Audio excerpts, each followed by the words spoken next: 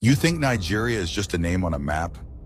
Let me take you into the shadows of history, where blood met sacrifice, and the world learned why we are called the Giant of Africa.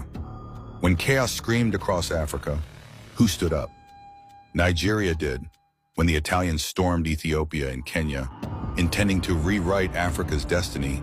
Nigeria's military thundered across borders and drove them back into history. When Liberia and Sierra Leone were on their knees, drowning in blood and civil war, it was Nigerian boots that landed on their soil, not to conquer, but to save. They didn't come for gold. They didn't come for oil.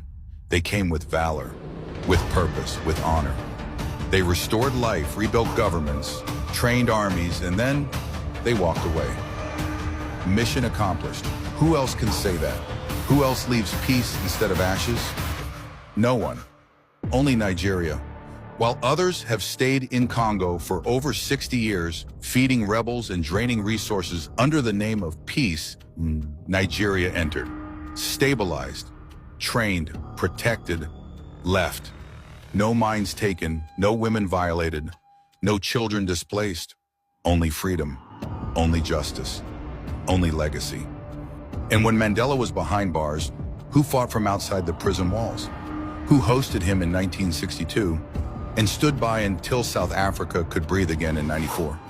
Nigeria did. $61 billion. That's what Nigeria spent rescuing African nations. Not for gain, but for duty.